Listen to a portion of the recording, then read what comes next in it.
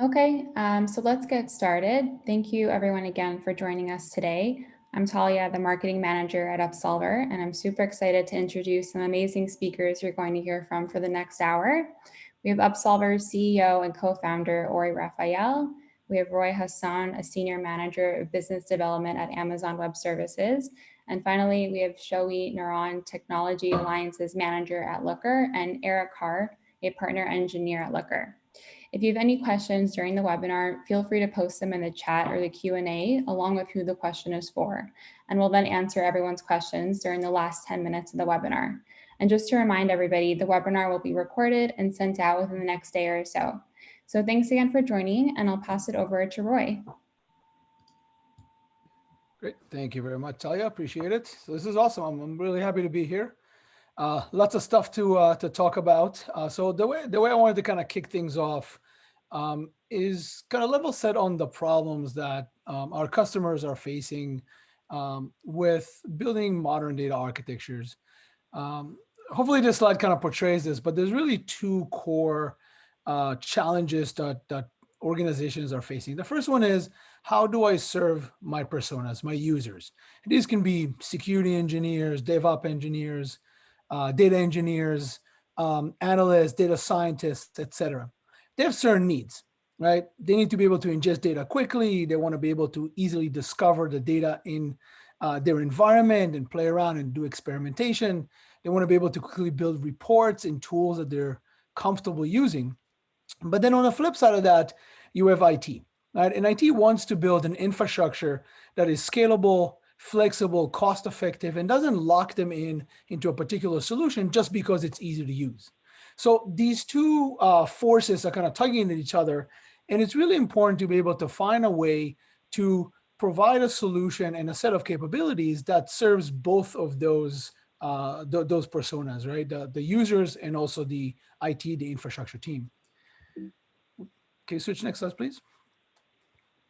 So the way we think about it is in this concept we call a lakehouse architecture. And you've heard a lot of things about data lakes. And all of it starts from a foundational data lake. And that's what you see in the box down below. S3 is the Amazon S3 is where we store files. Scalable, flexible, very integratable, right? So it integrates into a lot of different services. So it's easy for you to store the data at any scale without really having to make a decision ahead of time. How are you going to analyze that data? Above that, we're layering the Upsolver layer. And you'll hear more from Ori about how Upsolver fits into this puzzle. But it allows you to automate the data management, right? Once data is stored, how do I make sure it's in the right format? How do I make sure that the file sizes is consistent to give me the best performance, that everything is updated continuously so I get access to the latest and most freshest data at the best performance. On top of that, we have the Glue Data Catalog. And the Glue Data Catalog is a way for us to decouple the metadata from the storage, making it easily accessible and discoverable for users, but also for other services who wants to plug into this data lake and know where to grab the data from. AWS Lake Formation is our centralized governance and authorization layer that provides a way for you to manage the data in a secure way, rather than having a bunch of different silos and each one of them have their own authorization and authentication mechanisms. You have one way to do it all. So these components together comprise of that foundational data lake that gives the user the ability to find the data, access the data, but also the IT organization allows them to keep data in a single place, simple to manage. So eliminating data silos, reducing data duplication, but also gives them a way to govern and to authenticate and authorize access to that data. On top of that comes what we call sort of the data access layer. And there are multiple tools to be able to access that data. And this is where the right tool for the job really comes in. AWS Data Exchange is a marketplace, right? If you want to expose data from your lake to be sold to your partners or to your customers, Data Exchange allows you to do it. Amazon SageMaker, you can grab data from the lake and do machine learning with it. What we'll spend some time talking about today is Amazon Athena. Amazon Athena is a query engine for data in your data lake, and you'll see in a little bit what it means. So on top of that layer, we have sort of the consumption engines. And we'll hear about Looker, which is a BI engine, but there's also Amazon QuickSet for BI visualization. There's what we call SageMaker Studio, which is a single pane of glass for data prep and machine learning. There's also AWS Glue Studio, which is another single pane of glass that will give you access to visually transform your data in ways that are simpler to consume your data in your data lake. So the key benefits here for your personas and for the business is a single pane of glass experience, right? You don't have to go to multiple services, but still behind the scenes, use the best tool for the job without having to make the decision ahead of time. A self-service, right? So your personas don't have to go to IT to ask for help. They can just do it on their own. It's also ubiquitous, right? Data sharing and access to the data is ubiquitous within your organization, but it's fully managed, governed, and integrated so your IT organization can rest assured that they're building the best platform for the future and not locking themselves into something that will be hard to get out of in the future. Next slide, please. Right. So now that you understand what a foundational data lake gives you, the lakehouse architecture that sits on top of it to be able to consume data from the lake, let's kind of focus on what Amazon Athena. And Amazon Athena is a query engine for data in S3 using standard SQL. We did recently announce support for, in preview, support for federated queries. So you can actually use Athena as a single engine to query data in multiple locations. So some common use cases that we see Athena being used is querying data in your data lake, right? Data in S3, query the data. To get the best performance from Athena and the best cost, there are a bunch of best practices that we recommend, such as converting your data into column and file formats, partitioning, sorting the data, a bunch of things like that that give you the best performance and cost. And that's something that Upsolver can do for you to make it simpler for you to get started quickly. You can also incorporate predictions, right? If you build models on top of SageMaker using Amazon Athena's ML integration, you can register those ML endpoints in Athena and be able to use SQL to do prediction on top of your data. So it brings the consumption of your models that you spend a lot of time and effort building into a SQL tool that your analysts are familiar with. Integrates with a lot of BI tools. We'll talk about Looker here today, but with full integration through JDBC, NodeBC drivers. So we see a lot of interactive analytics and data prep and machine learning sort of exploration being done with Athena. Also can be used for embedded analytics. We're seeing customers looking to bring analytics into their application. So it's no longer, hey, show me all the items that I bought in the last year, but it's really about show me all the last items that I bought in the last year, grouped by price, category, et cetera, et cetera. So the way users want to look at their data and analyze their data is evolving, right? So customers want to be able to incorporate more of that analytical models into their applications, and Athena allows you to do it in a very cost-effective way. And then the last one that I'll talk about is how you can use Athena, because it's serverless and it gives you SQL capabilities to actually do simple ETLs using SQL without having to incorporate big data processing engines or things like that. It's simple. It's not super complex. You don't get a lot of power and like a lot of flexibility, but for simple use cases, you can incorporate ETL into your pipelines using Athena. So that's it for me. I think you can switch to the next slide, and Ori, you can take it on from here.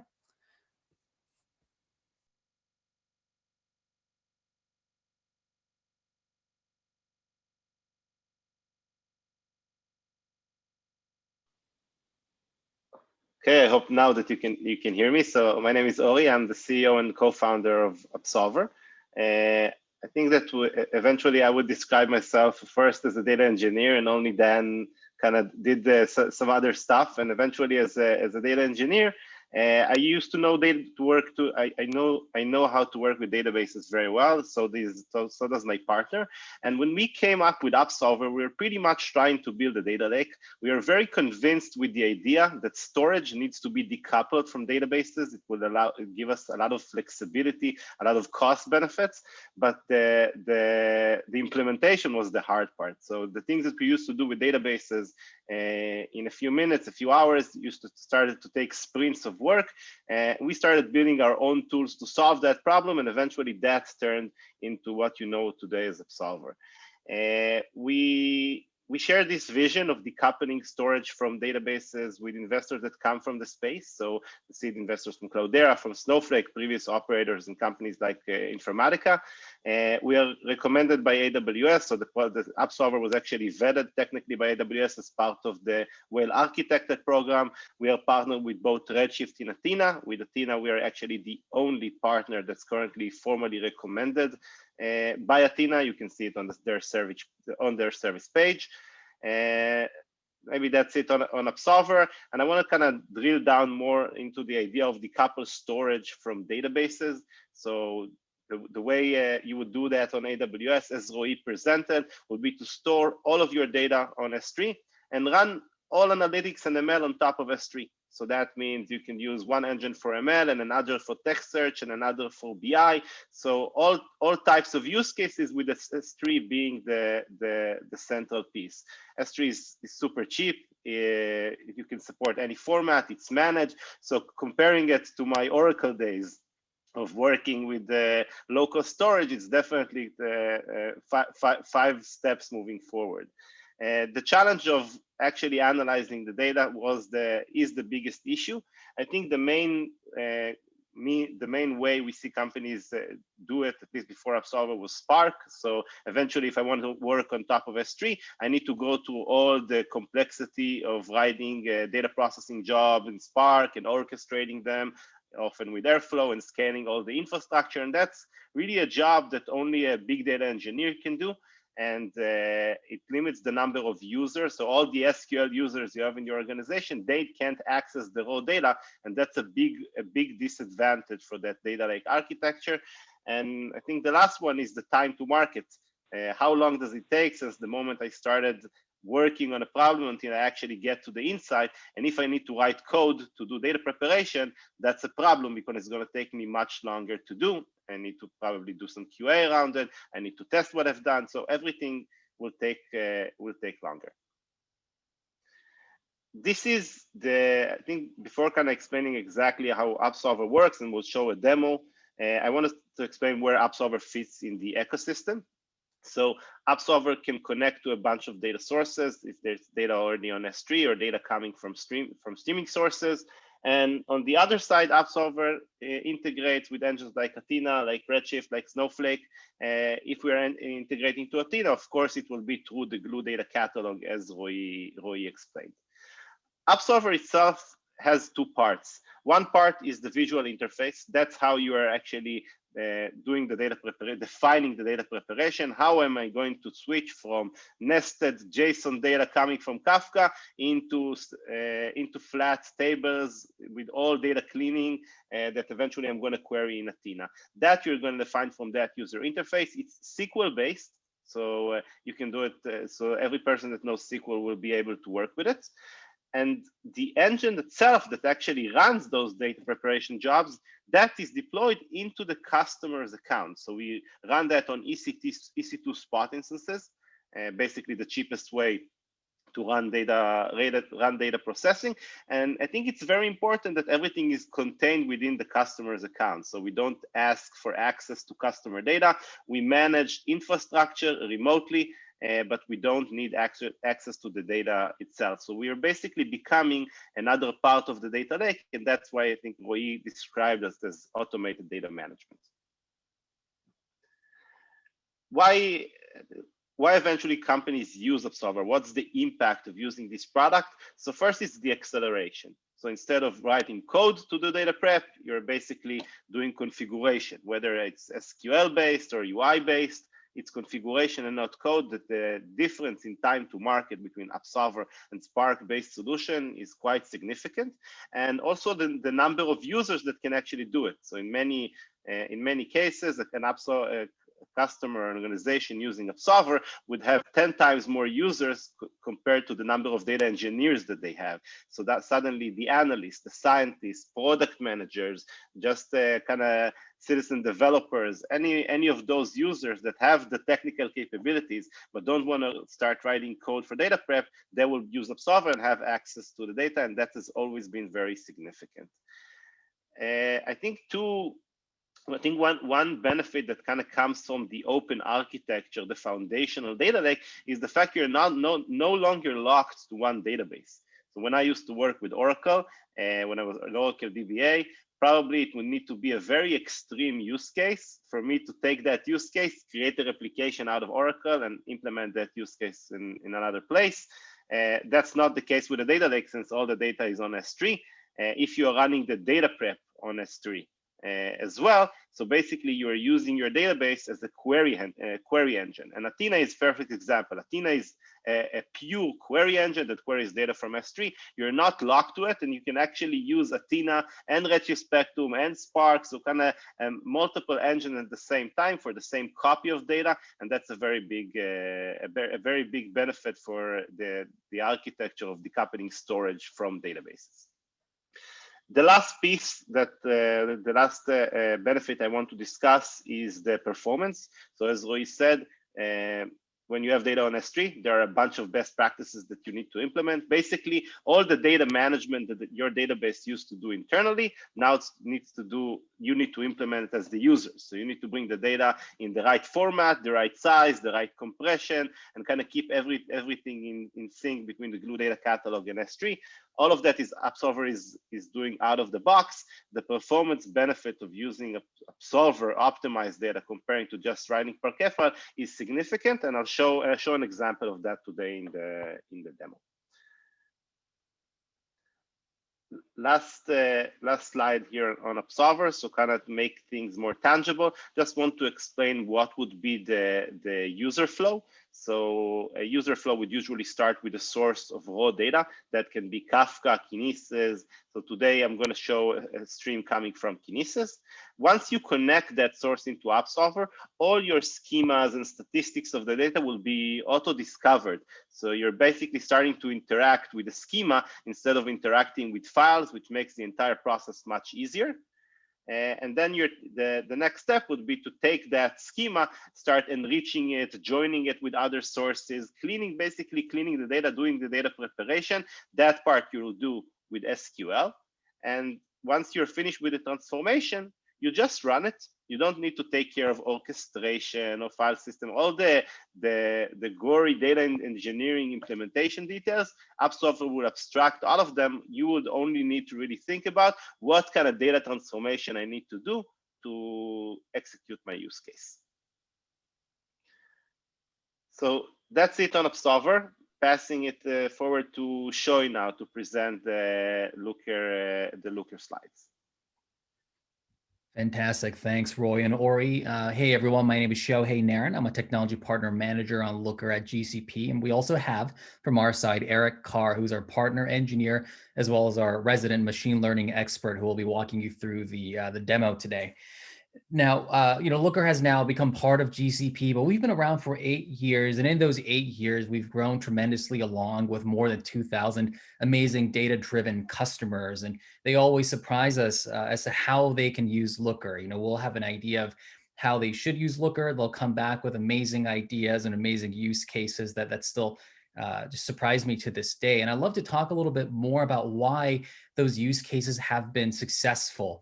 Right? Because if you think about the BI world, we're not the first ones, obviously, and we're not going to be the last ones either now. So the question is, why is Looker another entrant, another option in the sea of BI tools? And if we go to the next slide, I'd like to talk a little bit more about the historical, the context behind everything. Or mind going to the next slide? Fantastic. And obviously Roy and Ori have gone over some of the high level concepts here, but third time's a charm. I'm going to go over it as well. And to reiterate their points, one key piece of background here is that data technology has changed tremendously. It's an obvious statement to make, especially in the last 20 years, but it's even true even over the last 5 years. And it used to be that databases were very expensive, slow, really clunky, didn't have a lot of compute power or storage. They probably lived in your data center, and those facts define the way that that business used data or how they use data. Fortunately, that's not true anymore. Databases and data lakes today are incredibly fast. They're extremely cheap to get started. Lots of them live in the cloud, great security. And that means that those old constraints and assumptions no longer apply, right? It's a completely different world. Unfortunately, analytics tools haven't really caught up with this trend yet. Instead, working with those old assumptions, creating in-memory servers, extracting data, and so on and so forth. Next slide, please. And what that causes, unfortunately, are one or two, both of these problems. One thing we see all the time is a terrible, terrible bottleneck. There's only one team or maybe one person that can access that data. And so every question has to go through these people. Every time they need data, they get in line, they send an email, and they wait, right? But it's terribly frustrating for the people in line. And frankly, it's frustrating for the analysts and the people who get these requests too, because they have better things to do in their life than to write the same SQL over and over for someone else just because they had an idea. And what ends up happening is that people stand in line once and they'll wait for a little bit, right? And by the time the answers come back and they have to request a little tweak to that query or something along those lines, they're really sick of waiting. So they just go make the decisions they have to make without correct data or all the data they need to make decisions right there and then. What ends up happening once you move out of this bottleneck phase, when you say, well, we have self-service analytics, we're going to give everyone some kind of access to a BI tool. Everyone can write SQL, something along those lines. Is data chaos. People slice off the data that's most relevant to them, whatever they can get their hands on, whenever they can. Maybe they're in the finance department and they save a little bit of finance data on Excel, right? Or they're in customer success, so they download customer success data from their own tools and they put it in a spreadsheet or they put it in some kind of notebook and do the analysis themselves. And it seems better because at least they're not waiting in line. And to be frank, everything looks fine, everything feels fine until they get in a meeting with someone from another department, or you have to make critical decisions, and that other person has a totally different set of analysis and results. And then the whole meeting, instead of finding that needle in the data haystack, is spent trying to debug these analyses, figuring out who has the right data, what sources they should have used, how to calculate metrics, and so on and so forth. And next slide, please. Obviously, what you want is the best of both worlds. You want to have the trustworthiness that comes with everyone using standardized definitions and having an army of consultants to give you the data you need and do the right things when it comes to pulling data and analyzing, but without losing the ability for people to self-serve and to answer their own questions with data. Because fundamentally, you want to enable everyone to make better decisions with data, but that's really only going to happen if everyone can ask questions of the data and get reliable, consistent, and obviously correct answers without waiting in line. So that's what we're trying to do at Looker. Obviously, by creating Looker, we're not trying to solve this and yet create another problem in the world. And the way that we really approach this issue and in trying to get the best of both worlds is in our next slide. We'll talk a little bit more about the technical pillars that support what we do. Great, next slide, please. Great. So first and foremost, Looker doesn't move any of your data into another black box like other tools, right? In other words, your data stays in your database or data lake. And when you think about other BI tools, they'll often have their own server that they pull data in.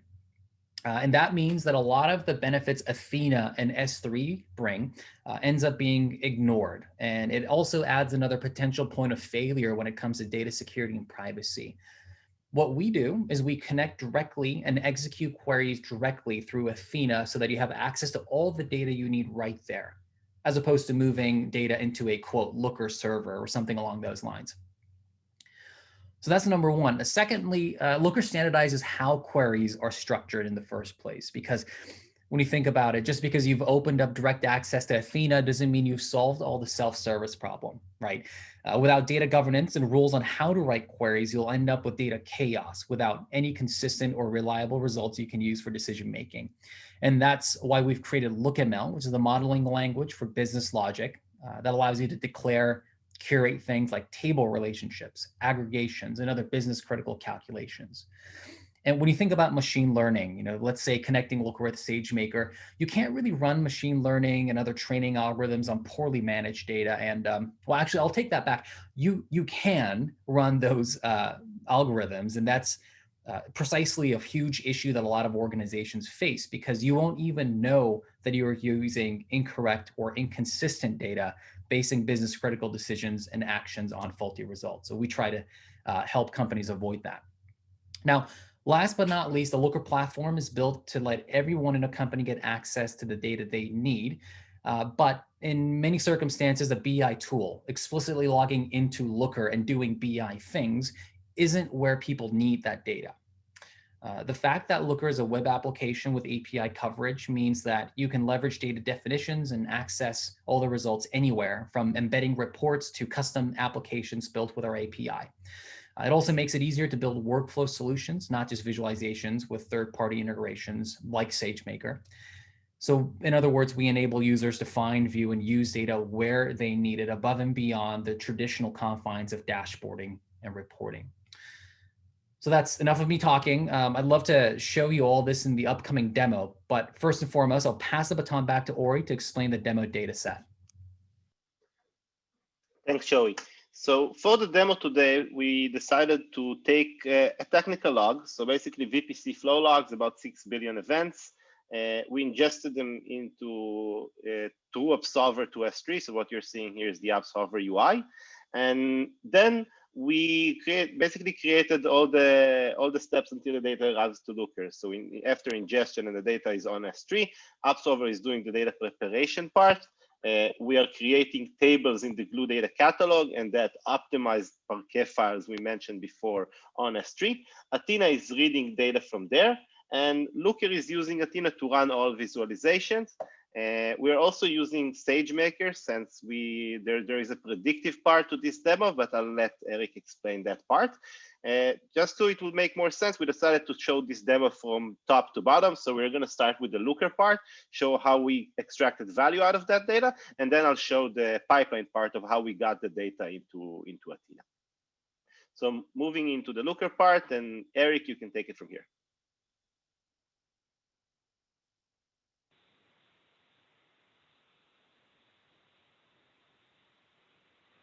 All right, thank you. I'm going to go ahead and share my screen.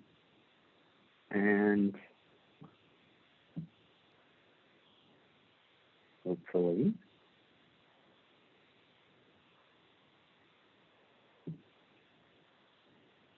this will work. Oh my gosh, okay.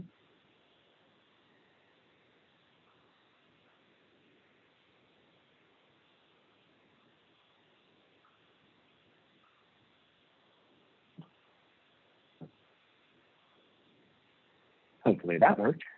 All right. You should be able to now see my screen. And what you're seeing now is basically a Looker dashboard that we built on top of this data. Looker allows you to easily visualize and do other things with your data in a very easy to use way that doesn't require a lot of technical know-how. So what we did with these logs is put together some key KPIs. And what you're seeing here is the total number of terabytes that were transferred, the average bytes that were in each request that was sent out, how many successful and how many rejected connections we had. We figured that it might be interesting to look at these by, say, source and destination address. So if we were looking at what the most popular source and targets were for this particular set of VPC logs, we could easily see those. And Looker is built live on the database as well. So although I have, 3 billion, it looks like successful connections here, I could, if I wanted to drill into that, it might take a little while for the database to return all of those detailed numbers. But Looker will let me drill into each of these items and see what makes up the individual numbers behind each of the aggregates that I'm looking at. I also looked at how the requests and the gigabytes transferred vary over time. So a lot of times we want to see what our trends are and see how they map to each other. So we were looking at these VPC logs and we said, how many requests are we having coming in every day, and how do those compare to the total amount of gigabytes? There should be a relationship here. We have more requests, we expect that there be more bytes transferred. Looked at the most rejected destinations to see what were the potential problem spots. And then I put some of these on some maps so we could see where the most frequent origins and destinations were. So we can see definitely here, it looks like that is in probably Reston, Virginia. That would be a logical place for an Amazon and East Coast origin, and it's also the most popular destination over there.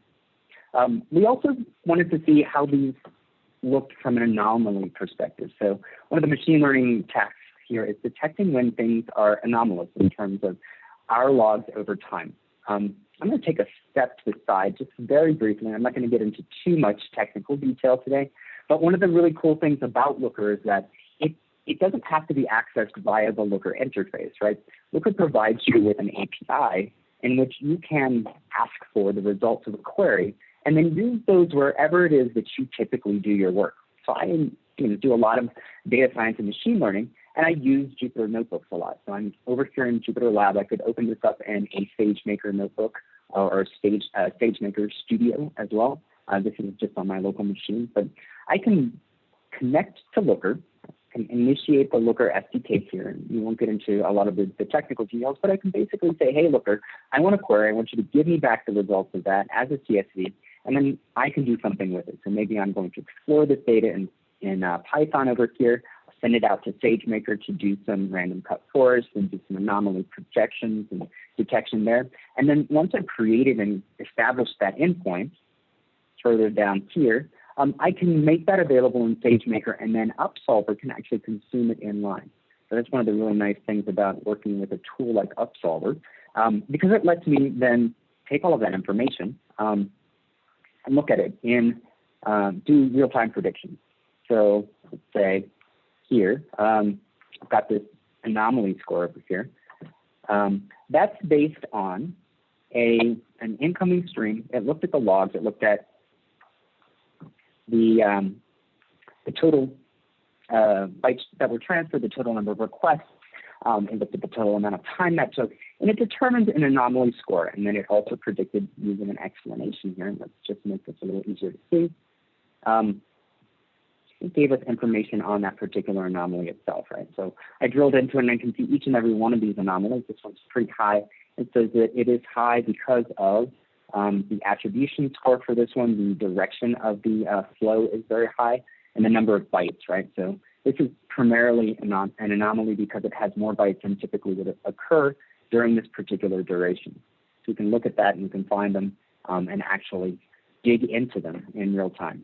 So all of this is happening behind the scenes. Upsolver is pushing it into our Athena database, and Looker just lets us explore that as we see fit. So the visualizations here, if I were, for example, wanting to find out more information about that, I can move from my dashboard into an exploration pane, and that allows me to ask further questions. So here I've got all of my individual metrics. I could put together something like a count on the side here. I could look at it, or maybe even I just want to say, let's start from scratch and do some analysis around, let's say, and let's look at my date, grab a time. Let's look at the total number, let's look at my anomaly metric for that, and we'll put that side by side with the number of requests. You can go ahead and run that, keep our limit to 500. So I can begin to create queries as an end user without needing to know anything about the SQL in the background and start to really dig into my data and look at this in real time and see over, let's sort this because it's the latest. And then maybe we will also, it looks like there's a lot of correlation here between the total number of anomalies or the total anomaly metric for each one and then the number of counts. And that makes sense because they are highly correlated in the underlying data set as well. So I can put these side by side. After we do our resort. And then I can visualize that in another way. Another nice thing about Looker is that because we're live on the database itself, because we're sitting live on that Athena data, I can share this very easily, and I don't have to package up that enormous data set with 4 billion, 6 billion rows of log data and package it into a workbook and then send it along. I can take this and I can share it with someone very simply. So I can share The share in Looker is simply a matter of copying and pasting the URL. So I can take and drop that into a web browser. I can send it to somebody in an iMessage or in a text message, in an email. I can Slack it to them, provided they have a Looker account and can access the data that I can see as well. They can come in and see exactly where I left off. They see the same sort, right? They see all of the same fields that I'm looking at. They see the same visualization that I created, and they can actually do more digging into that data itself. If I really like this enough to, if they don't have an account, I could also download this data. And this is one of the other things that you can do in a data science type workflow, that you can take, grab this as a JSON or a CSV file and put it into S3 and then consume it in your SageMaker Studio notebook that way, rather than directly pulling it from the API. So I could download this very easily, can choose what it is that I'm trying to download, and I can work with it offline. I could also save this as content, so Looker lets you very easily persist this. So maybe I wanted to take this and I wanted to drop it onto that dashboard that we just had. And we'll call this the anomaly, I can spell it too, score versus the count. That side by side. Here, saving it onto the dashboard as an end user means I drop this as a tile. You can go back over to my dashboard. And then I should have a new tile right at the bottom. It'll default to being a small tile that I can easily, as an end user, move that around. I can put it side by side with this other field here, and I can edit it in a nice GUI fashion. All right. Very easily add to my dashboard. And then let's say I potentially want to share this dashboard, this whole experience with other people. I can do that easily by copying this URL, or I could go ahead and just schedule this. Maybe I want this to go out to someone in our DevOps team on a regular basis. So I can send it to their email, or I'll send it to my own email, send it out as a PDF there. If there are any filters that I wanted to add to it, I could do that as well. And I could easily set this up with additional options, right? So if my database has UTC and I wanted to deliver this to in New York time zone and have everything look at that time zone, I could do that as well.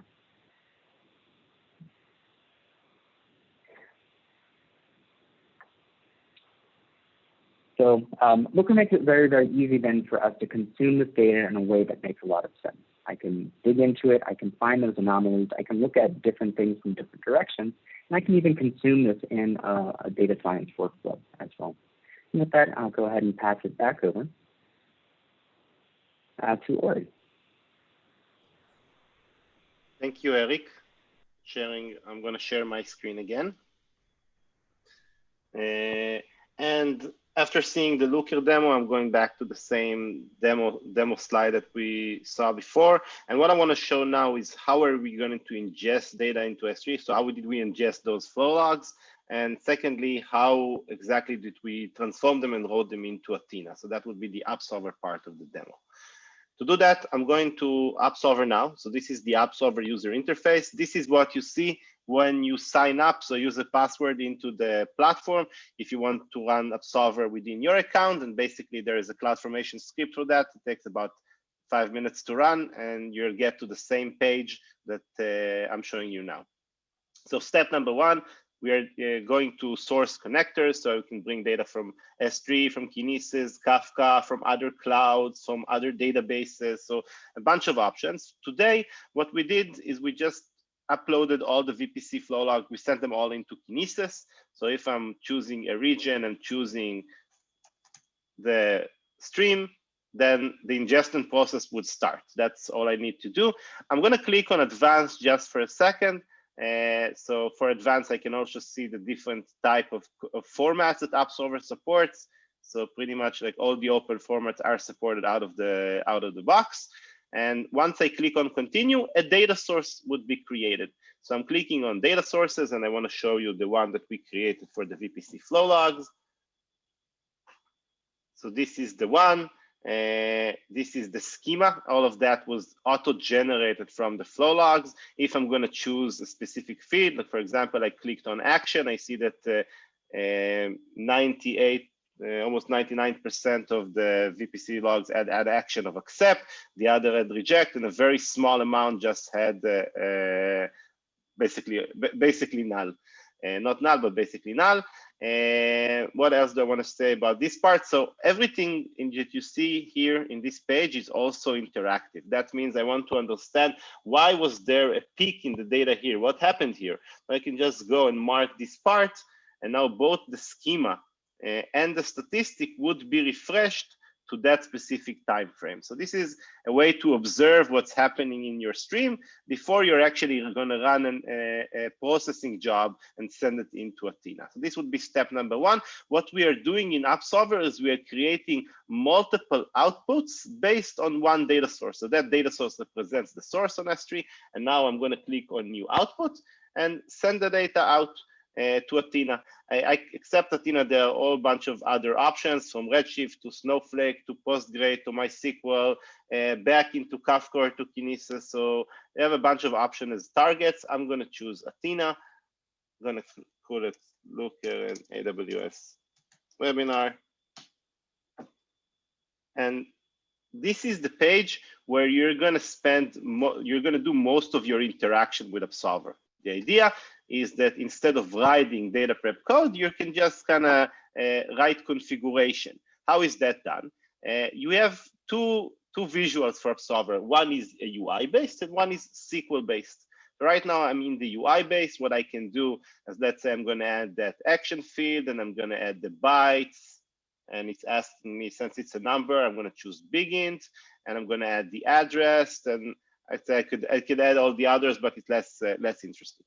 What I can do, what I can also do is start running transformations. So for example, all the transformation functions that you have in SQL are supported in Upsolver.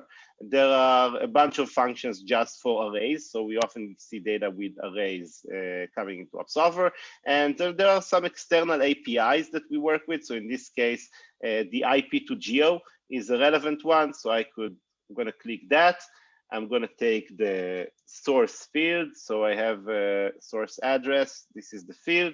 And I can start extracting different attributes out of it. So for example, I want to get the country name, and I'm going to get the city name, and I'm going to get the postal code. I'm clicking on preview, so you can see exactly what is happening. So that IP, we extract those attributes out of it, and I'm going to call it source address. And now once I do that, there's a new hierarchy, and I can see the new fields, and I can add them into my output. In this case, they were already automatically added. So clicking on preview, and you can see exactly what table am I going to create in Athena once I run it. But the user interface is very nice, but many people that come from databases like me know SQL and don't want to necessarily work with a drag and drop interface. So we click on the SQL, and now we can see that everything we did in that interface translated into a SQL code. And that works in the other direction as well. So I can take the country, for example, that we just extracted, and I'm going to concatenate that country with the city. And that will be a new geo field that we created. So clicking on preview, and now that new geo field was added into my output. I can start doing a few more examples, so that would feel more tangible. So for example, I want to get all the ones that are accepted. You can see that Upsolver, since the schema is strongly typed, Upsolver auto completes both the fields and the data within the fields as you're running this SQL. One very nice trick that is often not easy to implement at all is to do a join. So in this case, what I'm going to do a join with is another source called EC2 instances. So I had a stream of VPC flow logs, and I also had information that mapped the AWS interface ID into an EC2 instance name. So I want to enrich this data with the instance name. So what I'm going to do is I'm going to take the interface ID that's from the other source, and I'm going to join it with the interface ID in my current stream. So once I did that join, I can add a new field, and that new field will be the instance ID That's a field from another stream. So that would be an example of a join. What I'm basically trying to show you here is that any transformation that you can express in SQL, you will be able to express back in Upsolver, including all the joins and aggregation functions that you have in databases. When you are working with Athena, Athena is going to query the data that you create for it. So if you're not bringing the data to its final state, you're not your data prep engine is not doing a good enough job. So in Upsolver, you will be able to do anything a database can do, and that's an important part of the value proposition here. Okay, I'm going to pause on this part on the transformation. I think I've talked enough about that. How do I actually get the data into Athena? What are the jobs that I need to do? So basically, you need to click on Run. So I'm clicking on Run. I'm choosing the bucket I want to store my data in. I am choosing the database I want to store at. And I need to create my table.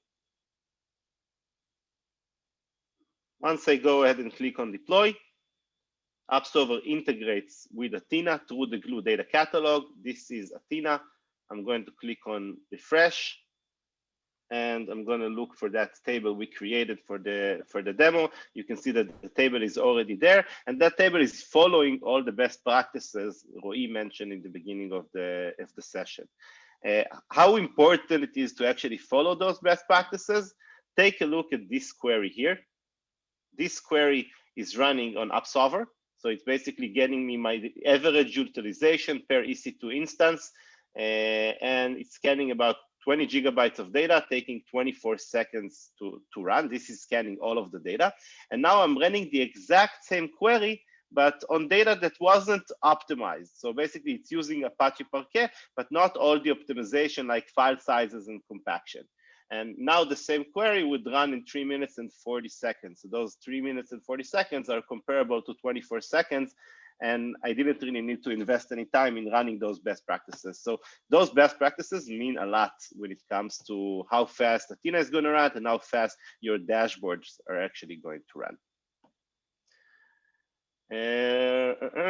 Last thing on Upsolver, I didn't talk about the execution model. So I ran the workload, but what is it actually running on? So Upsolver is running on EC2 spot instances. You can choose the size of the instance that you want to allocate for Upsolver to compute, and minimum size, maximum size.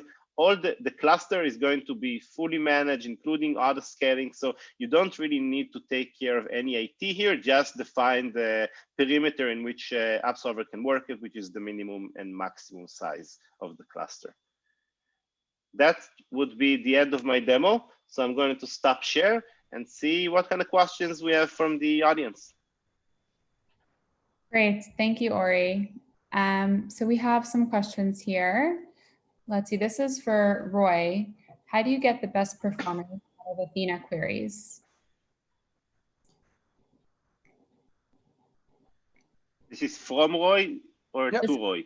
Yeah, for Roy. Correct. Yes. Yeah, and I think we can probably both answer this, Ori. I think we talked multiple times, how do you get the best performance from Athena? The way Athena works is it's a query engine for data in S3. So there's really two main areas of focus to optimize. The first one is the query, right? What can you do to improve your query? Just use the right parameters to be able to get the best performance. Is there a way for you to reduce the amount of data that you scan through the query? That's number one. The second one is around the data. How do you structure the data? How do you save the data on S3 so it's most optimal? So we talked about columnar formats. There's a lot of benefits of using columnar formats because we can more intelligently pull only the right bits of data that we need to satisfy the query. There's partitioning, where you can basically group similar data together. So when we query that data, we're not trying to scan the entire data set, we're only scanning a portion of it. And there's a number of other things you can do, like sorting your data and optimize the file size. And those are all the things that help you improve the performance of Athena. But the good thing about it is that Upsolver does it all for you automatically. You don't have to do it by yourself. Great, thanks, Roy. We have another question for our Looker team, so Eric or Shoei. Can Looker highlight when there are anomalies outside a certain range?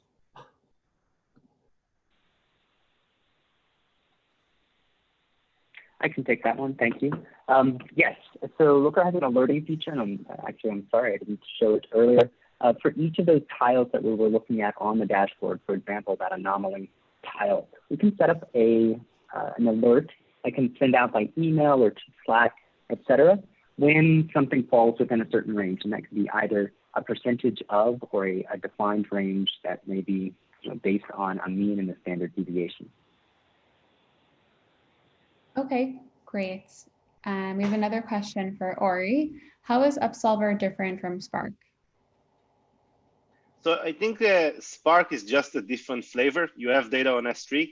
Spark is one flavor to take that data and prepare it for analytics. And that would be for the person that actually knows Spark and can write code in Spark. And Upsolver is the flavor which is visual and SQL based, doesn't require to write any code, usually doesn't ask for you to get involved in all the implementation details. Some people prefer the implementation details, they would go to Spark. And if you just want something that kind of focused more on what transformation I want to do to the data and less on what are the actual implementation details, then I'll go to Upsolver. So the Upsolver visual SQL-based work versus the Spark code-based work is the main difference between from Spark. There are others, but I think this is the main one. Okay, and Ori, another question for you. What kind of transformations is it possible to run on Upsolver? Basically, anything that you can write in SQL, you can run in Upsolver. We have extended ANSI SQL, so I've shown today things like enriching IP data with the country, city, or different geometrics. We can enrich user agent data. But basically, in order to not get to a point where the user is missing a function, we also have extensibility with Python. So you can write a Python code, and that function that you create will become part of the Upsolver language. So short answer, anything you can do with SQL, extensible with Python. Okay, and Roy, another question for you. How do I connect to Athena to run queries? Yeah, good question. So there's a number of ways that you can do that. The first one is through the AWS console. So you can easily just log into the console, click on Athena, and you get the query editor that Ori showed you. Very easy to use. More commonly, we see customers use our JDBC and ODBC drivers to connect to BI engines like Looker and Amazon QuickSight. You also have the option to use the APIs, and this is the integration that I talked about earlier with applications, where you can actually use our REST API to send a query to Athena from your application, just a SQL statement, and get that back into your application. We're also seeing a lot of customers use Jupyter notebooks or similar notebooks to connect to Athena. So there's an open source library called PyAthena that integrates with our JDBC driver that you can import into your notebook, and then use Python to just create a data, put it into a data frame, and off you go. So a lot of ways to access data in Athena, and trying to make it as easy as possible. Great. So we have time for one more question. This is for Ori. What are the performance enhancements Upsolver applies to accelerate queries in Athena? I think there is a good article from AWS called, I'm actually going to share my screen for this, called Top 10 Performance Tuning Tips for Athena. It has 5 best practices on how you need to store data and 5 best practices on how you want to query data. All the 5 on storage are being implemented automatically by Upsolver. That includes partitioning, bucketing, working with the compression, optimizing file sizes. So file sizes is maybe the biggest one. Only that is about 10,000 lines of code in Upsolver. And the last one is using a columnar format, which we use Apache Parquet for. Okay, great. So I think those are all the questions for today. Thank you, everybody, all the speakers, for hosting such an informative webinar. We hope that all of our attendees enjoyed as well. As I mentioned, everyone will be receiving a recording of the webinar, but if there are any further questions, do feel free to reach out to us, and we'd be happy to speak further. So thank you again for joining us, and have a great rest of your day. Thanks everyone. Thank Thanks you. to all the participants. Bye-bye.